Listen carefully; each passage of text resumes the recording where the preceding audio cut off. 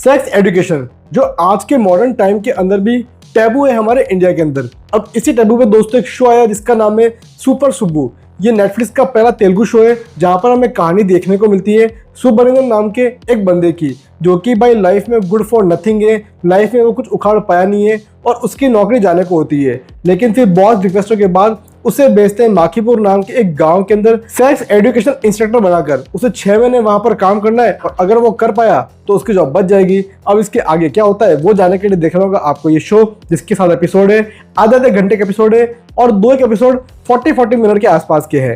अब अगर शो का रिव्यू आपके लिए एक लाइन में करूँ तो इतना होगा, नॉवल इंटेंशन। देखिए इसका जो टॉपिक था बढ़िया है और कुछ जगह पर टॉपिक पूरी तरह से हिट करता है, स्पेशली इसके सेकंड हाफ में जाकर, जहाँ पर कैसे एक बच्चा अगर पैदा हो रहा है तो वो लड़का होगा या लड़की, उसकी पूरी जिम्मेदारी हो जाती है एक औरत पर ही, जबकि ऐसा रियल में होता नहीं है। इसके अलावा भी कई सारी बातें हैं कि लड़की का जो कंसर्न है वो ज़रूरी होता है और क्यों होता है। इन सारी बातों को कवर किया गया है सेकंड हाफ में। हालांकि फिर भी शो कई जगहों पे मात खाता हुआ दिखाई पड़ता है। फर्स्ट ऑफ ऑल देखो, शो की जो कॉमेडी है अच्छी है, फ्रेश है, आपको देखने में मजा आएगा। हाँ, एक से इन्होंने पूरा कॉपी किया है और वो सीन था जहाँ पर आपने एक सीन देखा था ना खट्टा मीठा मूवी के अंदर, असरानी के पास पहुंचता है अक्षय कुमार पैसे मांगने के लिए, तो उसकी बहन की शादी है, माँ बीमार है, वो ऐसी कॉल में बात कराता है।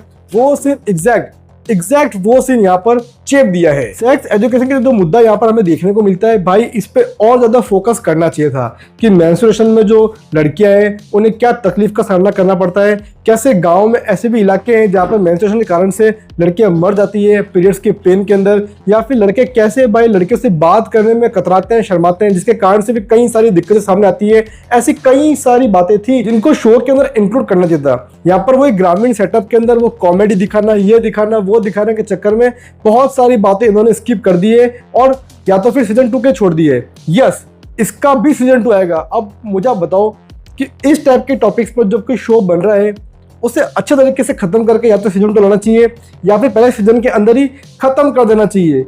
ये यार सच में तेलुगु इंडस्ट्री का पंचायत बन सकता था, इसमें पोटेंशियल था, लेकिन मुझे कहने के फील हुआ कि कई सारी अपॉर्चुनिटी यहाँ पर खराब कर दी गई। सुधीर कृष्णन दोस्तों शो को लीड करते हैं और काफी अच्छा काम किया है। फर्स्ट ऑफ ऑल कॉमेडी के अंदर एकदम नेचुरल लगते हैं वो, ऐसा लगता नहीं कि वो फोर्स लग रहा है इन पर कॉमेडी करने के लिए, वो अच्छी चीज थी। मिथिला पालकर यहाँ पर थी और बाकी शोज की तरह ऐसा नहीं था कि फीमेल का कोई काम नहीं था, उनका बहुत इंपॉर्टेंट काम था, तो वो चीज थी। मुरली शर्मा ने अपने कैरेक्टर को अच्छा पकड़ा है, जकड़ा है, काम उनको सही देखने को मिलते हैं। ब्रह्मानंदन यहाँ पर आपको कुछ एक सीन में देखने को मिलते हैं, फनी थे वो। आप देखो जो सुब्बू है उसका जो फादर है वो हेडमास्टर है, लेकिन सेक्स को लेके उसकी सोच इतनी घिनौनी दिखाई है कि सेक्स को छोड़ो, सेक्स एजुकेशन उसके लिए खराब है, कॉन्डम्स उसके लिए खराब है।